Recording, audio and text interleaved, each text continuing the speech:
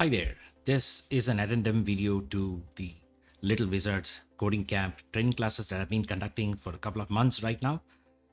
This training session was mostly intended for younger audiences, people who are going to school. And I believe that in the last month, many of them had exams and other engagements, and they could not really make into various sessions which I was conducting. So this video was mostly intended to be a review video so that they can catch up or cope up with the things that I've missed in the classes. So it might be more easier for them than to watch this series of videos, which will be mostly in the stretch of 10 minutes or 15 minutes kind of sessions rather than long 1 hour sessions, right? Okay, so let's get started. In this particular session, I'll talk about introduction to microcontrollers. Now, what are microcontrollers? These are computers integrated fully inside a silicon die.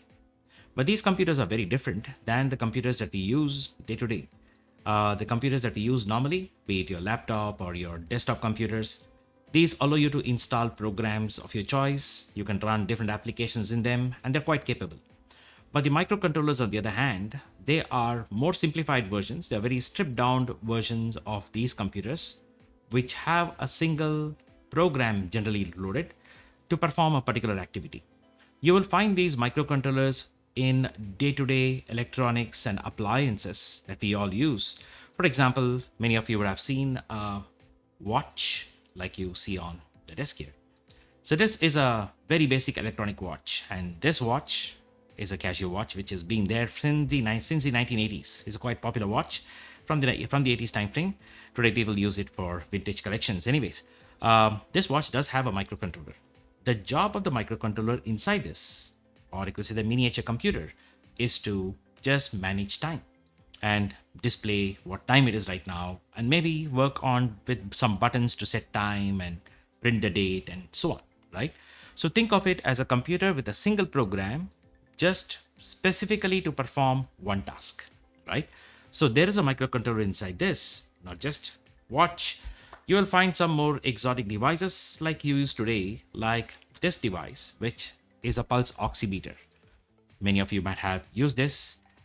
It was quite popular during the lockdown, the COVID lockdown. I think this was selling like hotcakes. Many people were buying it to test their oxygen levels when they get ill. So it's a quite useful device. And this device, as you can see, has a small display, and it's also got some sensors to sense when you place your finger. It's got a button to power it on, and it tries to sense what my pulse rate is and also my oxygen level, right? But you can see it. Anyways, so this particular device does have a small miniature computer embedded in a chip. And this computer connects to sensors which sense the oxygen levels and also your heart rate and all other details, and display them accordingly on the screen. So this does have a microcontroller with a program to get the job done. So there are different kinds of microcontrollers, and most of them are proprietary, and they could come with different specifications for different use cases. You'll find them in a lot of stuff. You'll find them in your TV remote control or any kind of remote control that you use for controlling your television or your air condition and so on. You will also find microcontrollers in your microwave oven these days when you have a display on it. You'll find microcontrollers in a printer or various other electronic appliances. These microcontrollers are generally specialized to operate on electromechanical devices, read various sensors to get sensor data, be it temperature, humidity, movement, proximity sensors, so on. So there are different sensors which are connected, and there's a small program inside the microcontroller to read those sensor data and perform necessary actions, right? So when you look at microcontrollers here, there are of different categories, and mostly as learners and hobbyists, we look for microcontrollers which are sort of generic for us to experiment on. One of the popular microcontroller that was there since the 80s was the 8051 controller that you see that I've displayed on my desk here. This looks like a quite bulky silicon chip right now. It's quite bulky today. But this is also expensive to buy today. It's also quite rare. It's becoming rare in the market. But if you could buy one, you could experiment on it. This is used mostly for education hobby purposes, but then the capacity of this microcontroller is also quite limited. It does not have enough memory for today's standards and today's use cases, but it was quite popularly used in the early days. And even today, a couple of industrial applications do use variants of 8051 microcontroller for controlling robotics and computer aided machinery. This particular device, this particular chip does have its own CPU, it's got its own ROM to store your programs, and a little bit about a RAM, which the program can use to store variables and data and manage them accordingly. And then it might also have some integrated circuits and integrated circuits to manage peripherals connected to it, mostly the IO devices, right? And this one, I told you, is a 8051 microcontroller coming from Intel, and there are various clones of it. There are clones from Atmel Semiconductors, clones available from Microchip, and many others. This microcontroller has about 4 kilobyte to 8 kilobyte of ROM and just about 128 to 256 bytes of RAM storage, which also means that you cannot run really sophisticated programs of today on them. This was predominantly programmed on assembly language and also in C, using specialized development kits like the Keil C developer kit. So the usage of this is becoming quite rare these days. And yes, programming this is also a little involving, because apart from having this particular chip, you also need a programmer like this. There's a very modern version of 8051 programmer, but you'll find more complex devices, more bigger, bulkier devices in the early days to program them. Normally, you insert this particular microcontroller in this socket. This is called as a zero insertion force socket, also called as ZIF socket. Once you can insert this particular microcontroller in here, you can just arm this way, and it's now snug tight in it. And now you have a USB connector to which you can connect to your computer and then upload programs that gets burnt or flashed into this ROM.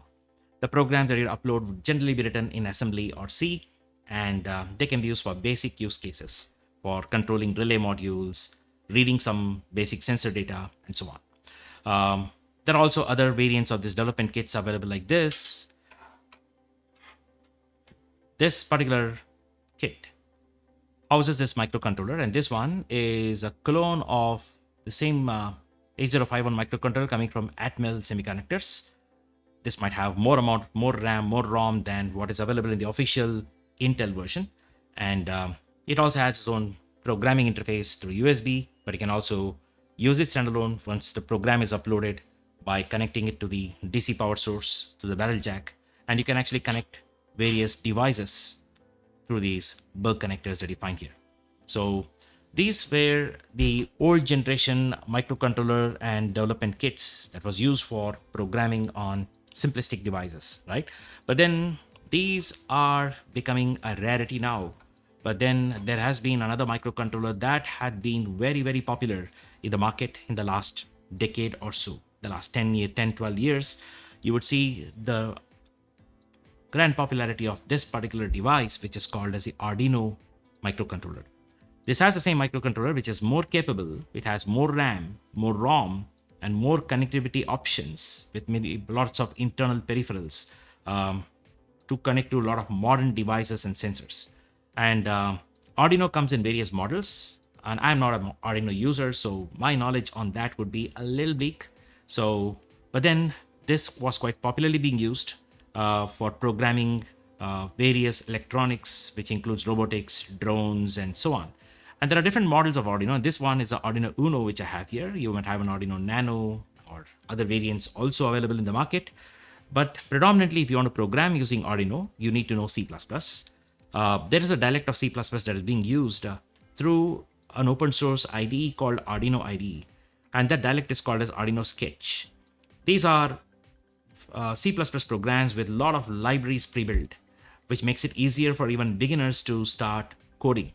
But most of the syntax grammar that you see are all C++ syntax. If you even know C programming, you can just get started on Arduino programming through this device.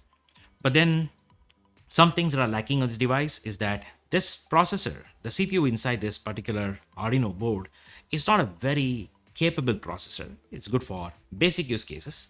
It does not have a Wi-Fi on board. So there are some variants of Arduino that comes with a Wi-Fi module integrated. for Wi-Fi connectivity. But if you want to connect to Wi-Fi or Ethernet and so on, you normally use shields that actually sit on these connectors, Arduino shields, to actually add more functionality. One of the things about Arduino, the good positive aspect about it is that it's got a very strong community. You get libraries for just about any kind of sensors and devices that you want to connect to Arduino, and you also have lots of Arduino shields. And this being an open hardware architecture, there are various clone manufacturers who manufacture clones and shields and other devices for Arduino. It's got a very strong community backing. But on the contrary, there are other microcontrollers worth noting, which is becoming popular in the recent times, and one of them is the Raspberry Pi Pico. This comes from the Raspberry Pi Foundation, and this particular microcontroller, you can see the microcontroller is right in here. It's a very small microcontroller embedded on this entire board, right? You can compare this with the Arduino Uno, and this is a Raspberry Pi Pico. This is a very, very capable microcontroller. From the hardware spec sheets, this has got a dual core processor in it. It's also got support for micro USB. This is how you connect for powering up this microcontroller and also to upload your programs. It's also got a more storage compared to what you'll find in Arduino Uno. More important, when you're using something like Raspberry Pi Pico, you can program using languages like MicroPython, which means you can actually write Python code on this particular microcontroller to control your sensors or radio sensors, or maybe control various other modules and devices. And these pinouts that you see here, you can actually connect headers. By default, you may get the Raspberry Pi Pico without headers like this, but you also get ones with headers also. You will have header pins connected into it, which you can plug it on the breadboard. So the different variants available in the market right now. But this is not the only contender, but there are also other modern microcontrollers that you can program on using MicroPython, and that includes another cheaper but slightly more capable microcontroller, which is the ESP8266. This microcontroller is also more popular than Raspberry Pi Pico because it arrived many years before it, a couple of years before. I think this arrived sometime in the maybe it came up around 2015, 2016 timeframe, very likely. I might be wrong on this exact dates. I need to look it up. But I think it's quite older than Raspberry Pi Pico, but newer than the Arduino Uno, of course, the Arduino microcontrollers. This particular chip is quite capable. In fact, you can fully replace your Arduino with ESP8266. And there's also official support for this microcontroller in your Arduino IDE, which also means that if you've been programming an Arduino Uno or any other kinds of Arduino boards using C++, you could also program on ESP8266 without much of an effort. It's got enough GPIO pins, and it's also got the USB connectivity, and it's got much vast storage and also RAM compared to what is available in Arduino Uno. And the good part of it is that you can also run MicroPython on this device. And this has got a Wi-Fi onboard. That's the major part. So you can actually use Wi-Fi connectivity. So you can use it for real IoT kind of applications where you can remotely control devices through Wi-Fi as long as you have this board connected, right? There are different models and variants of the ESP series microcontrollers. Some of them which I have here this is the Node MCU board that you can see here. It's actually not called Node MCU, Node MCU, which you can see. And this is very popular in the market. In India, you can get this microcontroller for about 200 to 300 rupees in Indian money. I think it's about $3 in US, right? But then there's also another board which is slightly more bigger, which is called as a Lolin board, which also has the same chip, but it's got a slightly different kind of a board footprint, slightly larger than this. And it's also called Lolin board. You can see it's written in the back. And apart from the size of the board, it's almost the same in terms of the capabilities and features because it's housing the same microcontroller. But how you program them on micro USB, they might vary because of the kind of chip that is there here. One of them uses a CH40 interface to connect to USB. Another one could be using CP2102 most likely. So we need to verify that. So these are the two popular footprints, and this is actually much cheaper. But having said that, this particular board does have a small problem, a small issue if you're a person who designs things on the breadboard. So if you have a breadboard, like the standard breadboard that you get in the market here, this kind of breadboards, if you put this microcontroller in here, as you can see, it utilizes almost all the space, which means that you don't have any more pinouts on the side for you to make any connection. That is one of the challenges. However, if you're not going to be using it on a breadboard, this could be a very cheap alternative. In terms of performance and capabilities, all the same. This is more breadboard friendly because you do have enough space for you to make wire connections in here. You can add your wires in here or in this side, right? So that's, if you're looking for a breadboard friendly kind of microcontroller, I would not recommend this board unless you have some non-standard breadboard that has more number of pinouts where you can plug this in. The standard breadboards come up in the market this size, and obviously they may not be able to use this microcontroller on board, right? On the contrary, there are also the variants of ESP series microcontrollers. Or before I go to that, I should also tell you, if you plan to use a Lolin board, there is one of these shields that you get, which makes it a sort of Arduino compatible, as you can see here. This microcontroller can go on this shield like this. And this shield sort of mimics the Arduino Uno to some extent, right? Of course, it does not have a, for Arduino Uno, you have the USB connector here, but because this is just a shield, anyway, you would want to connect to USB on this particular part, but you can still power it from here, and you can use these pins for connecting to various devices and electronics, right? So you can see that. On the contrary, you also have an exact replica of Arduino Uno with the ESP microcontroller, which is this one. This device is a VMOS D1, which is a direct replica of Arduino Uno. In fact, you can see the footprint is almost very, very similar. It's got a very similar footprint. It's got almost similar board layout in terms of where the barrel jacks are, how the shields, how the connectivity options are. But then you can see inside this microcontroller, you don't see here you see an Arduino Uno, but here you can actually see that it's got an ESP microcontroller, right? So this is mostly useful for replacing Arduino with ESP series microcontrollers, which gives you a benefit of also Wi-Fi connectivity, which is not there out of the box on Arduino boards, right? So I'm talking about, there are a couple of Arduino boards that do have Wi-Fi. I should also correct that. So they are quite expensive. In fact, I should tell you from the cost factor, Arduino boards are very expensive, almost more than twice or thrice the cost of a typical VMOS board or the ESP microcontroller. In India, if you want to get the original Arduino Uno right now at the market at 2023, October 2023, as I note, it goes upwards of 1,000 rupees. I think 1,200, 1,300. It goes around that particular number. Some people claim that it's around 1,600 rupees. It has been changing. When I bought this about 10 years back, so I really don't remember what price I bought it for. So, but then, yeah, that's a price. But at this moment, you can see that the VMOS D1 is available for a much cheaper price. You get it for about 550 to 600 rupees. If you want to get the ESP8266 microcontroller, you can get it for about 200 to 300 rupees in Indian money. So you can translate to dollars. I think this would be like $3. This could be like $5, and this is $15 or upwards, right? It can go beyond that. So this, how you can see, these are the popular microcontrollers in the market. There is also another variant of ESP series microcontroller, which is the ESP32. It's more exotic. In fact, this also is a dual core microcontroller. That means it has two CPUs inside them.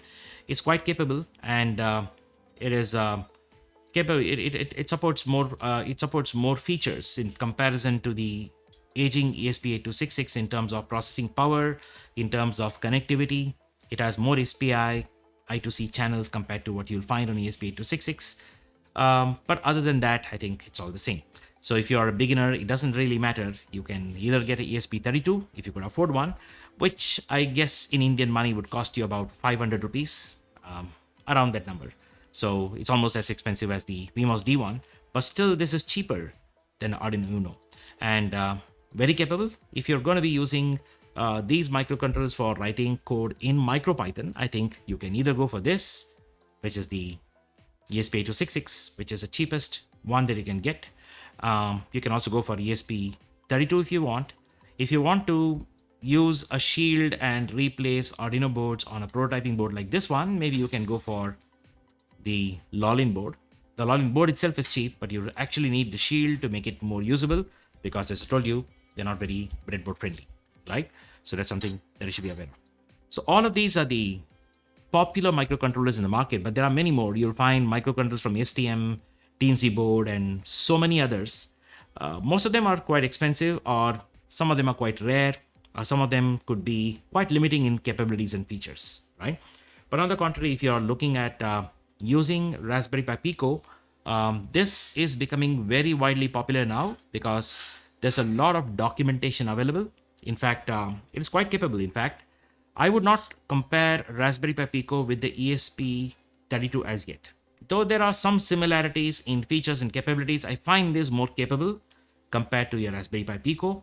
But your Raspberry Pi Pico is a lot better or more capable than your ESP8266 to some aspects because it's got a dual core processor if you plan to use them, right?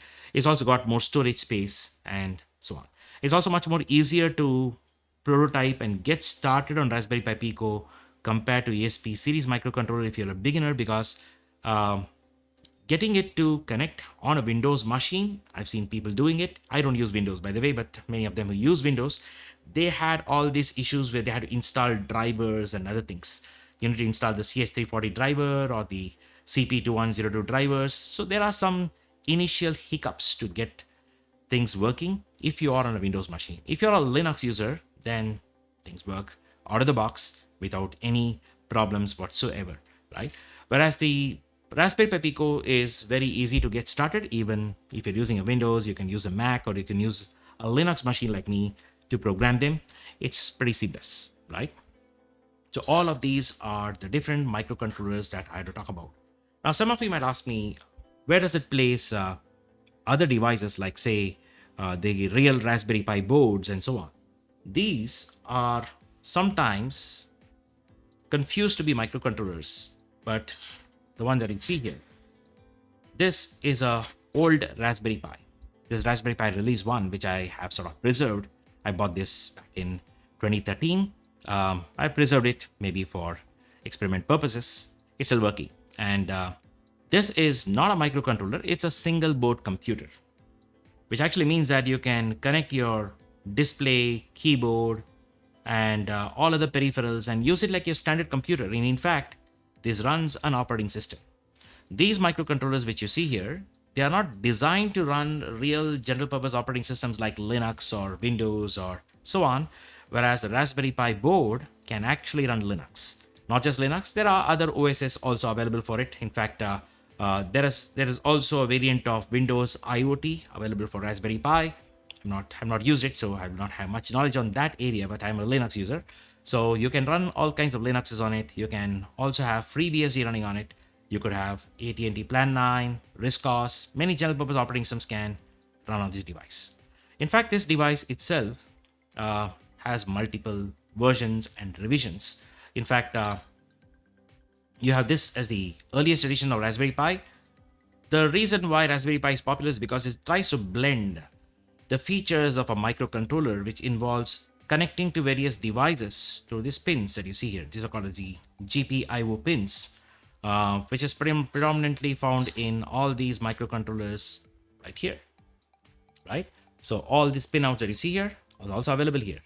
So you have similar kinds of connectivity options, but then you can program on this using your standard programming languages of your choice. You could use full-blown Python, C, or C++ and program them, right?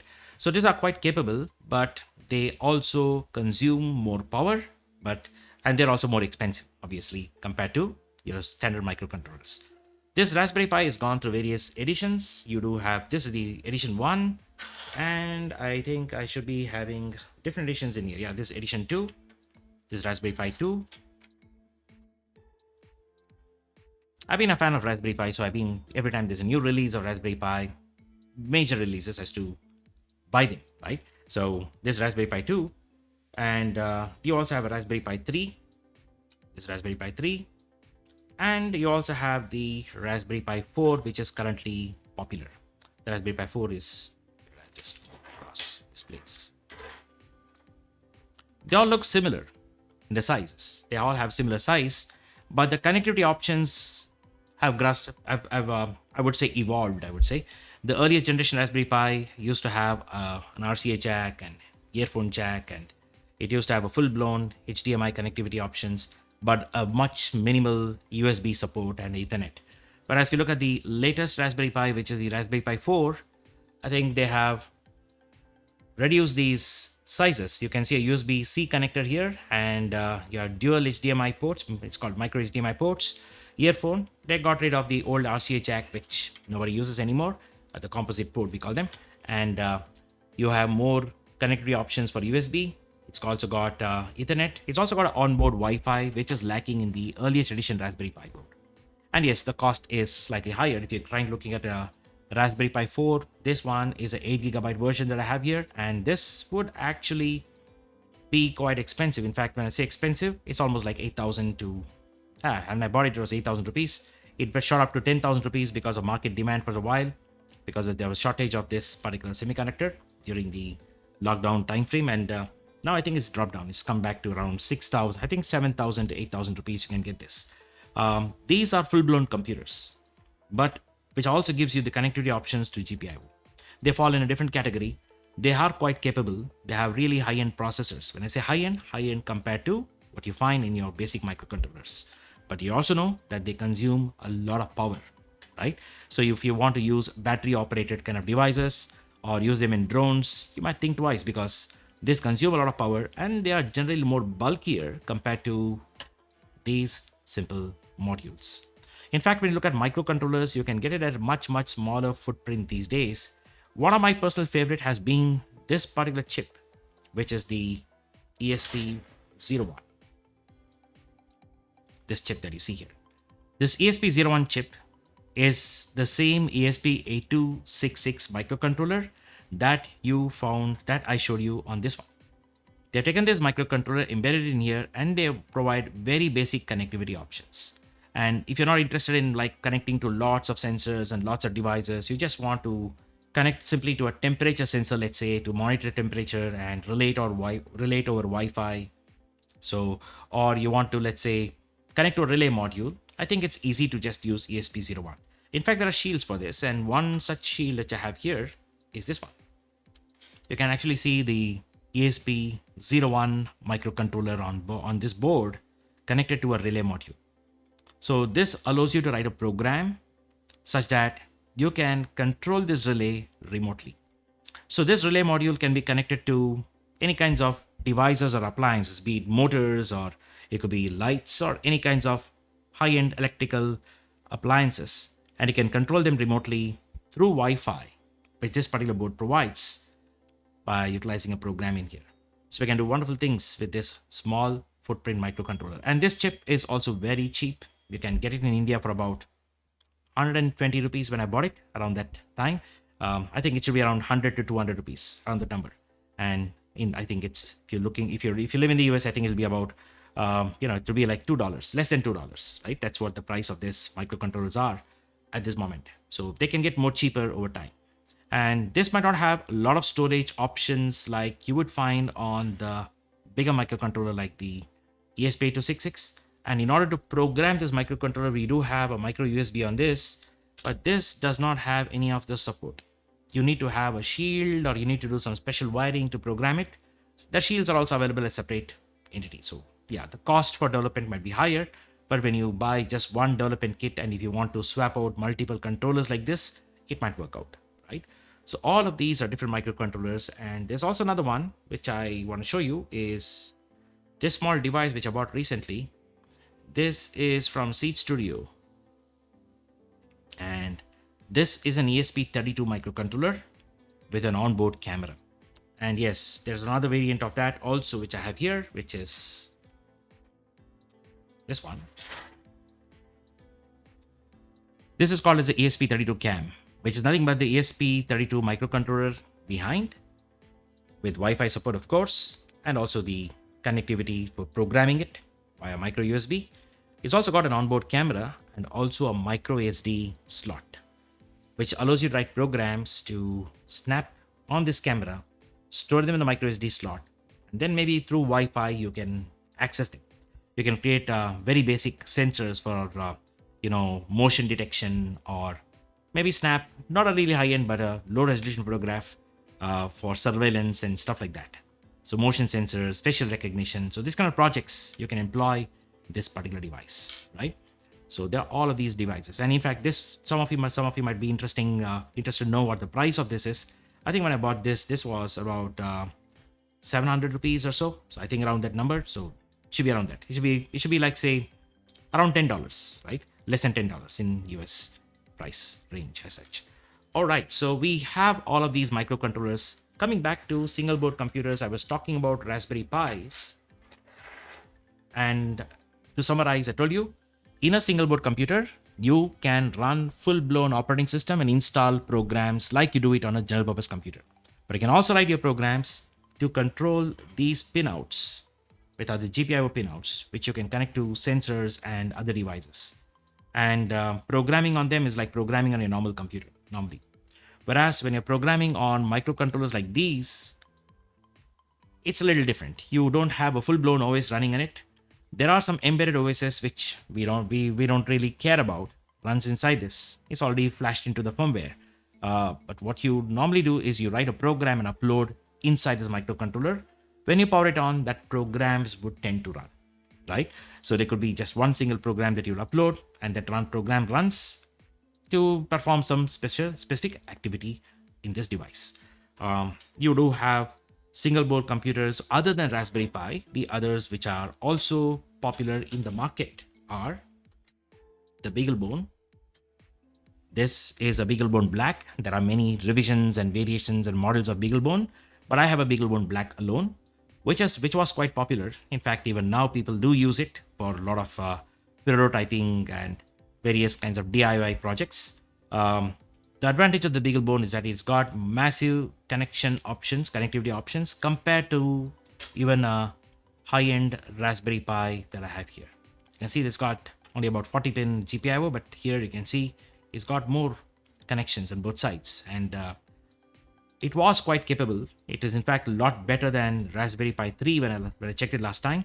I've not done my personal benchmark, but most people claim that there's not much of a difference between the performance of a Raspberry Pi 4 versus the BeagleBone Black. This is expensive. In fact, when I bought it, I think it was costing about 5,000 rupees compared to a Raspberry Pi 3, which I bought it for like 3,000 rupees. Yeah, the Raspberry Pi 4 is expensive compared to the BeagleBone Black. There's also another one which I use called an Odroid. There's an Odroid C1. When this is a single board computer. All of these have something in common. They run general purpose operating systems like Linux. So most of them support Linux out of the box, right? Other operating systems, yeah, there are projects that have worked on porting those OSs on them, like FreeBSD, NetBSD, and so on. But Linux works out of the box on all these microcontrollers. I mean, these single board computers. The Odroid C1 was quite popular. In fact, it was intended to be a clone for Raspberry Pi. But then I think recently I don't see much development happening on the C1 series, but they are focusing on really high-end SBCs. The single board computers are also available in more exotic variants, which are more expensive than your desktop computer. They use it for things like machine learning kind of applications and more specialized use cases, data mining and so on like that. So they are quite expensive. We have the NVIDIA Jetson, and we have some boards from Intel itself, and there's also more exotic boards coming from Odroid, Panda board, and so on. The last one I want to show you is one more Raspberry Pi board, which is a Raspberry Pi Nano. Oh, is it a, sorry, is it a Raspberry? It's not a Nano, it's a Zero. Raspberry Pi Zero, sorry. It's a Raspberry Pi Zero. How is this different? This is a single board computer which tries to be as close to a microcontroller as possible. You can see the footprint of this is not very different than these two microcontrollers. This is a microcontroller. This is a microcontroller. This is a single board computer. And this single board computer does run Linux. It's got enough memory. It's got about 512 MB of RAM. I think they have with 1 GB version also. And it also has Wi-Fi connectivity options. There are options for Wi-Fi connectivity options to connect your display via mini HDMI. You can connect your keyboard, mouse, and like your normal computer. And it also has the connector for connecting camera. This way you connect your Raspberry Pi camera, or also even LCD display if you want to. So it's also got a micro SD slot for bootstrapping your operating system on it. So this is a proper single board computer which comes in a much small footprint, closer to a microcontroller. So if you're looking for a really capable system, which requires more computing power, but you also want to make sure it runs on low power, running on a lower footprint, maybe taking up lesser space, I think this is the one that you want to go for. And this is used in various things, maybe for drones, drone control. It's also used for other applications, which could be like surveillance camera, motion detection kind of applications. Well, the difference is that when you use motion detection on ESP32 cam, the program in this may not be as capable. It's very, very stripped down and very minimalistic. It requires a lot of challenge to write sophisticated applications on microcontrollers like these, whereas a single board computer lets you do that because it can host a full-blown OS. You can run full-blown Python or, a couple of machine learning libraries, all that can be run on this. It's also not very expensive. In India, I think this is right now costing at 2023, when I'm actually recording this video. I think the price of this comes to be around 1,000 to 1,500 rupees. When there's a deal, you can get it for about 900 rupees also. I bought a couple of them for 900 rupees from a couple of online stores. But then based on the market demand, the price can keep changing. But yes, it's not as expensive as other single board computers. It falls midway between single board computers and microcontrollers. I would say that the Raspberry Pi Zero is cheaper than an official Arduino Uno even today. I've checked up the price. The Arduino Uno is more expensive than the Raspberry Pi Zero. Yeah, that's because the Arduino Uno, whatever price you're paying for it, you're not paying for the hardware. You're actually paying for the development. So it's a good thing because there's a lot of effort gone into designing this entire board and also developing this entire board, right? So they're trying to recover those cost of research and development by the pricing of this. But there are clones of Arduino boards which are much, much cheaper. I'm not sure about the reliability. Many people complain that they may not be as reliable as Arduino Uno or other Arduino boards, but I've not really tested them. So I might be the wrong person to answer on that regard. So anyways, so I just gave you a quick overview on different microcontrollers and different SBCs, quite random based on whatever I have with me on my desk. I just showed you that. In the next video series, I will focus more on getting started with the Raspberry Pi Pico rather, and tell you how to get started on it. What are the things you should keep in mind when you're working on it, and how do you get working with MicroPython on it. So in the forthcoming series, we'll also learn about how do you connect an OLED display. There are different variants of OLED display. How do you connect to them? And what are the libraries that you need to use to power them up? We'll also look at other variations like connecting to various sensors on them, right? I hope you found this video useful. I thought I will take this video in a shorter tenure, but I think this video spilled over. So hopefully you'll find this useful. So if you do have any questions or any doubts in this regard, please feel free to comment. Please feel free to contact me over comments. Thank you very much.